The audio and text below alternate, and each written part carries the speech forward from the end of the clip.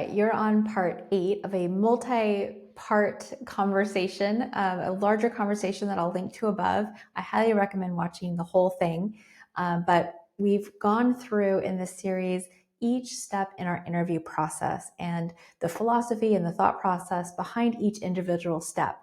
But in this conversation, in this clip, we're talking about the philosophy, the framework that informs every step of that process. And I call this framework JCG+T. And this came about because I was frustrated with placements that didn't work out. When a placement doesn't work out, it's not good for me. It's not good for my client. It costs both of us money. And I wanted to do better. So I started to dissect every single placement that didn't work out. And I was looking for themes. Why didn't this placement work out? Why didn't that one work out? And what I found was that there are 4 reasons placements don't work out. Either it wasn't a job fit, a culture fit, a goal fit, or the right type of talent. So in this conversation, we're going to talk about that philosophy and what that all means. So this conversation ties together everything we've covered in this series. Now, the bigger video that this comes from has some other pieces that I didn't clip into smaller bits. So again, I highly recommend watching that. And of course, if you are ready to hire your next superstar, we would love to help you. So make sure to reach out. Without further ado, let's talk about JCG+T.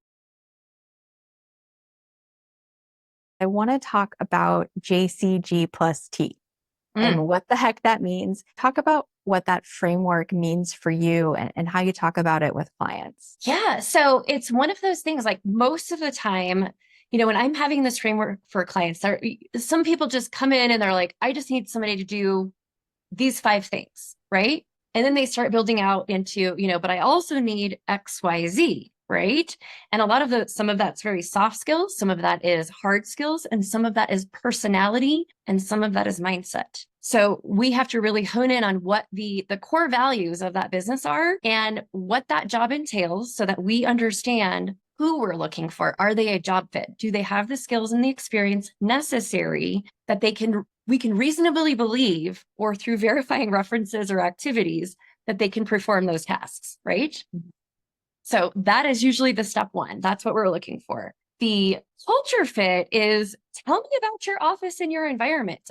Do you have a mission, a value statement? And it's not just all about customer service. When I tell my favorite is when I ask clients, real estate agents or otherwise, tell me a little bit about your mission, your values in your business. What do you prioritize in way of your culture to bring it all together?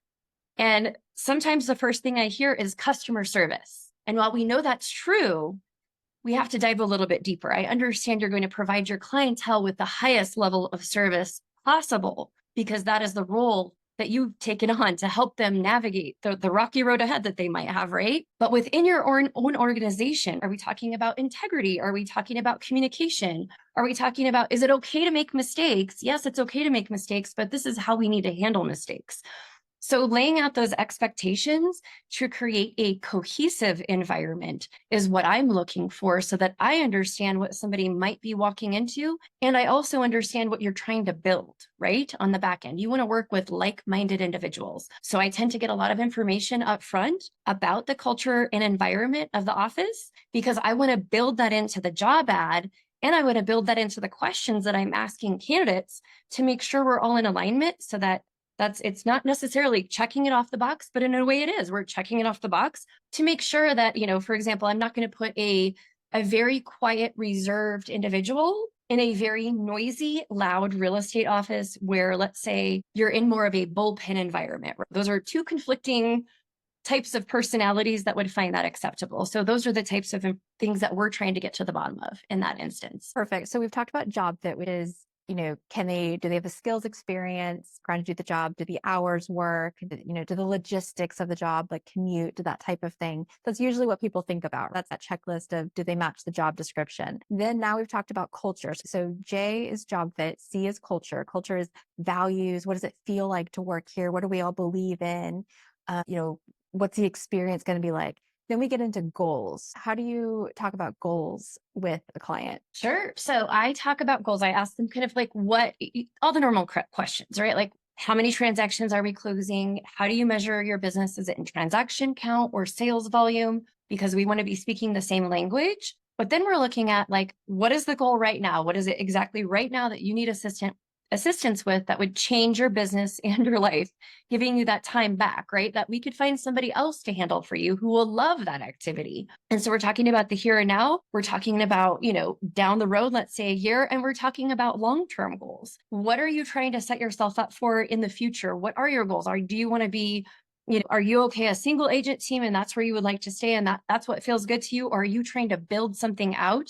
And we really need to think about, okay, so how many assistants are you going to need and which one should we start with first, right? So we look at the goals of the business and the individual, right, to make sure that they have the tools that they need, not only by whether it's through support of us and helping them find the people, through support of leadership coaching, for example, through you, giving them those tools, but helping them along the way, whether with additional insights and exposing them to other things that they may not have been aware of. Now, once we understand what the client's goals are, what the business goals are, then when we get into talking to an individual candidate, we can make sure that those align, right? So when we talk about JCG+T, the G for goals is the candidate's personal, professional, and financial goals. And what we've learned through looking at what placements haven't worked out in the past is when employees, pick a term. So when employees goals aren't being met,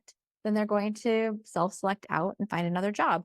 And this could look like somebody who wants to grow into an operations manager, but this team is going to stay a solo agent team. It could look like certain financial goals and the bonus structure or the way the compensation is structured is just never going to get them there. And it could be personal goals. One of my favorite stories about this is we had a candidate that we placed. She was wonderful, but she was in graduate school. And on Wednesdays, she had to leave. Oops, losing my earpiece. She had to leave the office by 5 o'clock on Wednesdays to get to class. And the employer kept kind of pulling her back and not letting her leave on time. And graduate school was important to her. So she quit the job. And this was such a great reminder of how we have to really understand how this job fits into somebody's whole life and what are the constraints in their life to make sure that both sides can accommodate each other. And I mean, one of the things I love to talk about as a leadership coach is how, as an employer, you have the privilege of helping other people achieve their goals and move forward in their life while they're helping you. And it is a two-way street. And the better job you do of supporting your employees and helping them achieve their goals in all areas of their life in whatever way that you can, they show up so much more for you. So I like to talk about how when you understand somebody's personal goals, then you can make meaningful gifts. Remember, Jam, who used to work for us, wanted to learn Spanish. So I bought her a Duolingo subscription, right? Yeah. And that was not an expensive thing to do, but it was something that was really meaningful for her. And, we've done yoga classes for people who wanted to do that. Those kinds of things connect to the people who work for you beyond just the money. And I think as salespeople, it's easy to just think about the numbers. As salespeople, as business owners, it's all about hitting the next dollar. But not everybody is just motivated by money. Right. And so if you don't understand how this job fits into their whole life and the picture of what they're trying to achieve, you can really miss the mark by tying rewards to things that don't matter for people. Absolutely. I agree. Yeah. So we talked a little bit earlier about talent. And talent is that sort of elusive, shiny thing that shows up when somebody is in alignment in so many different ways. What parts of our interview process do you think are most insightful or informative when it comes to figuring out if this person is the right kind of talent for this job and in this company? Ooh, I think it all works together, honestly. Like I may not have dug as necessarily deeply sometimes in a certain area if I did not see a particular answer in an assessment, right? That really just made my heart sing. Whatever that answer is, like the thought behind it, the how it was articulated, communicated, and presented, right? I may not have known that about their particular role in that situation. It might not have been something that they shared as, hey, this was my proudest accomplishment, or this was the problem that I was, hired to solve, right? The basics. So by seeing that information, then having that ability to have that conversation with them and uncover so many more details, not only about that situation, but everything else, you really do hear the language of talent start to shine through. Because when you ask what a challenge was, like, what was that challenge? It'll very much come up, and it will also be something that they naturally say. And as a result, this was not working well for my team. So as a result, I made said change and improved it in the following ways, which resulted in, right?